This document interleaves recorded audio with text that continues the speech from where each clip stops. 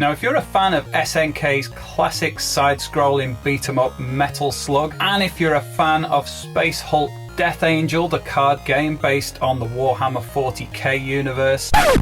What do you mean you're not a fan of both of those things? Are you a fan of one of them? Okay, so it's admittedly quite niche, but bear with me, this is great. Well, it just so happens that someone has done a mashup of Space Hulk Death Angel and Metal Slug, and what's more, it's brilliant. Hi and welcome back to the shed. I'm JOEBLEEPS, and in this video I'm going to be showing you the project I've been working on for the past week. So this is Space Hulk Death Angel. It's a card game that came out a while ago now, and it had a number of expansion packs for it as well. At the time I bought 2 of those expansion packs, and recently I fancied playing it a little bit more and did a little bit of searching online, and it turns out that all the expansions for this now, because they're long out of print, are very expensive. And when I was doing a little bit of browsing on the Board Game Geek forums, what I stumbled across was the fact that someone had done not only a retheme of this game, but a retheme of this game and all of its expansions in the style of Metal Slug, which is one of my favourite arcade games made by SNK for the Neo Geo. And I just, as soon as I found out that existed, I had to find out more. So I delved a bit deeper, took a look, and you can actually download the PDF that contains all of the graphics for the cards that have been redesigned for the game. The whole gameplay has been slightly shifted. Obviously Metal Slug is a side-scrolling game, but Space Hulk Death Angel is actually played vertically. You kind of work upwards towards the goal with a number of characters.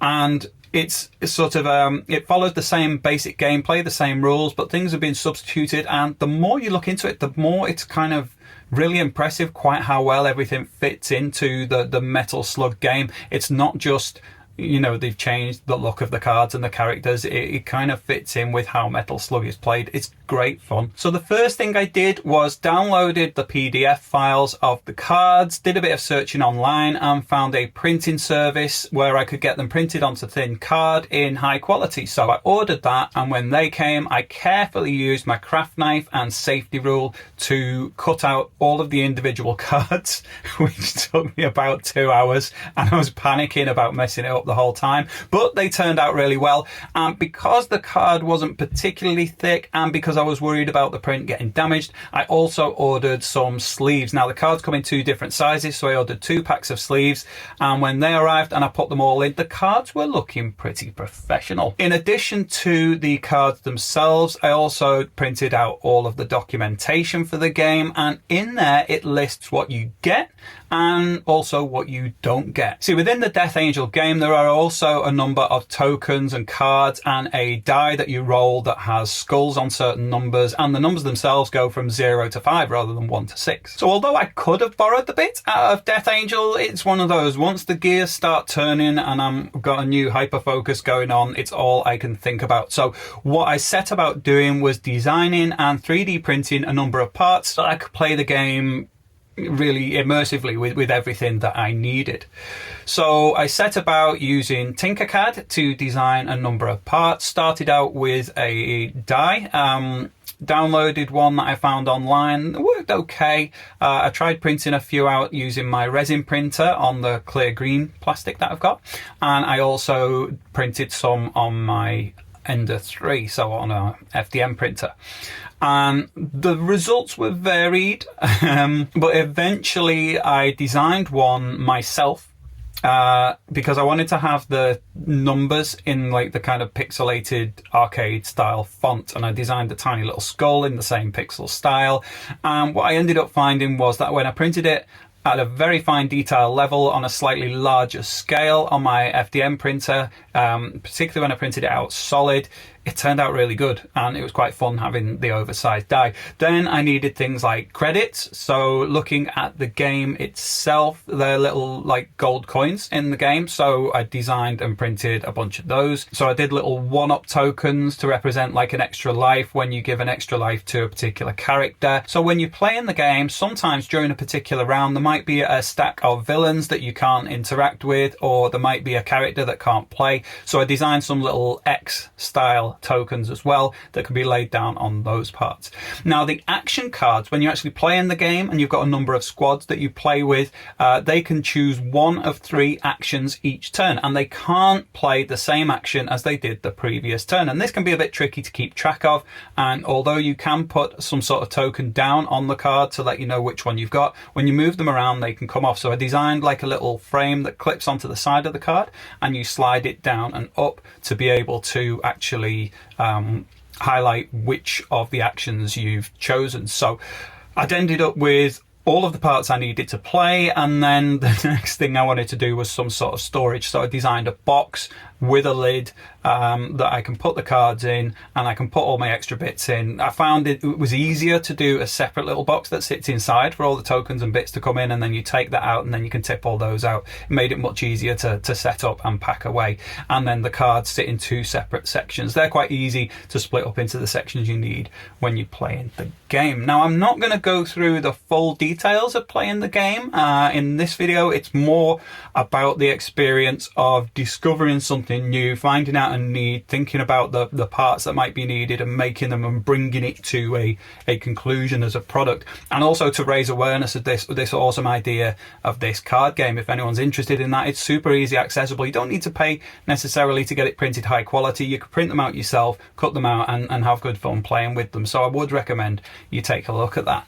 But the point of this video, I just wanted to show you the parts that I've made. I am going to upload those to my printables account. So if you want to download and print all the die and the tokens and things like that for this game, then feel free. I'll leave a link in the description. I will also leave a link for the Board Game Geek forum page where I found the information initially, and also the Reddit post from the author of the game as well, with all the details that you would need if you want to get yourself sorted with this. Now, this is a fan-made game, obviously using IP with Metal Slug and using an existing game rule. This is not something that you should be selling or making profit from, but certainly something that you should be engaging with and playing if you have any interest in card games or board games. And if you're interested in Metal Slug, then obviously this is going to be a no-brainer for you. So in this video, I'm not going to go through a detailed playthrough, but if there is significant interest and if people want to see a follow-up, then I will do a playthrough at a later date. But very briefly, what you do is you choose your squad. There's a number of difficulty levels. You've got 2 characters per squad. You can start with just 3 squads, or you can play with more. In terms of enemies, you can use all the enemies as standard, but some are labeled up so that they have greater powers and so on, and it's up to you. You can kind of choose those different difficulty levels, so you can keep playing and get better and better and better. You have a number of missions that you have to complete, so you basically line up your characters side by side, and that's that they're kind of moving along towards the goal. For the missions, there's a number of cards that you choose that tell you certain scenarios and things that you need to do. The enemies attack from the sides, and in terms of the combat, what you've got to do is usually roll the die and choose whether you've got a skull, in which case you can kill an enemy, and then when you're defending, you need to roll the die, and if there's, say, you're engaged with 3 particular enemies at the time, you would need to roll a 4 or more. So you need to roll 1 more than the number of enemies. So there's simple little rules like that. It seems a bit complex and overwhelming at first, but it is quite quick and easy to pick up. In addition to that simple combat, you can choose what your characters do. So every turn they can either engage in combat, or they can support, which is where you put a token down on a character which kind of gives them an extra life or an extra roll of the die if things go wrong. And also you can move, so you can swap the character card with another card next to it and change the direction that it's facing depending on where the enemies are positioned. But yeah, I won't bog the video down with all of this. What I can say is that it's a lot more fun and a lot more intense than you might anticipate when you're playing through this. When you get through to the last level and you're trying to beat the boss, it is really good fun. I don't know, you'll have to just take my word for it. Now, when it came to actually designing and making all of the stuff, I made it on Tinkercad. which is a really simple browser-based 3D modeling software that's accessible for anybody. It saves the work that you've done online, and I would really recommend if you want to try and get into 3D modeling, it's a really good entry level, and you can actually produce some quite detailed models on there too. I ended up printing all the parts I needed on my Ender 3 V2, and although I had a few hiccups along the way, the models I've ended up with I'm really happy with. In terms of slicing, which is where you take your 3D model and you split it up into the layers that the 3D printer is going to print, I used Prusa Slicer. That's got a nice little feature on it where you can add text to your print. So with the lid of the box, I found a font online that was like the Metal Slug style, typed Metal Slug Death Angel, set it very slightly into the surface of my lid, and it gave me this nice little effect on there, which I think sets off the whole package. And now I've got the whole thing in its little self-contained box. It's easy for me to take around and set up and play wherever I like. So that is it in a nutshell. I wasn't planning on doing a video this week because it has been a very busy week and I have spent so much of my time